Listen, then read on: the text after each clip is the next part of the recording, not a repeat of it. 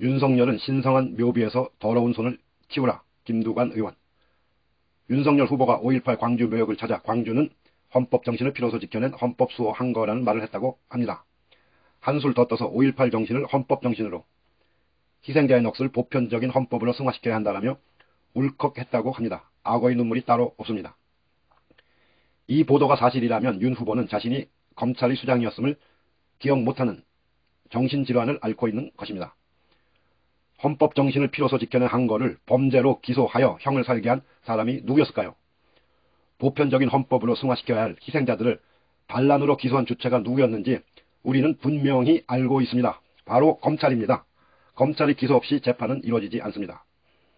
우리의 현대사에서 검찰이 어떤 역할을 해왔는지 조금의 이해라도 있다면 감히 하지 못할 말입니다. 윤석열 후보는 우선 엎드려 사죄해야 마땅합니다. 감히 묘비를 더럽히는 게 아니라 엎드려 목 놓아 울면서 반성해야 했습니다.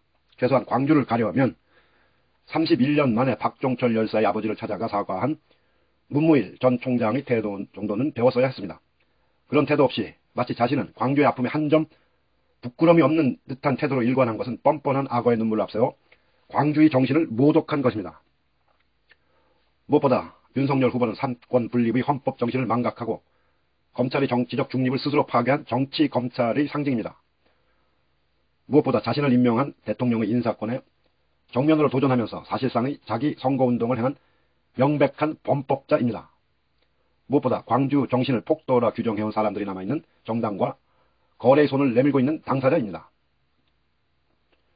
정치 언론을 등에 업고 검찰개혁에 정면으로 저항하면서 검찰공화국을 꿈꾸는 사람이 할 태도는 도저히 아닙니다. 지난해 12월 저는 윤석열 총장 탄핵을 주장했습니다. 검찰권을 이용해 정치를 하는 윤석열을 탄핵하는 것이 헌법을 지키는 것이라 보았기 때문입니다. 그러나 아쉽게도 당내에서 다수 여론을 모으지 못해 실패했습니다.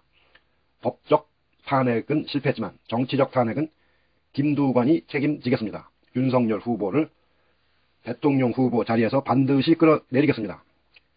김두관은 지지부진한 검찰개혁과 언론개혁을 앞당기는 불쏘시개가 되겠습니다. 검찰과 언론의 연합군이 감히 국가 권력을 넘보는 일을 김두관은 자시하지 않겠습니다. 이는 역사가 거꾸로 가는 것입니다. 대한민국을 사법 쿠데타의 민주주의를 상납한 브라질로 만들 수는 없습니다. 광주 정신과 헌법을 수호하기 위해 김두관이 국민 여러분과 함께, 당원 여러분과 함께, 그리고 광주 영령과 함께 끝까지 가겠습니다. 김두관.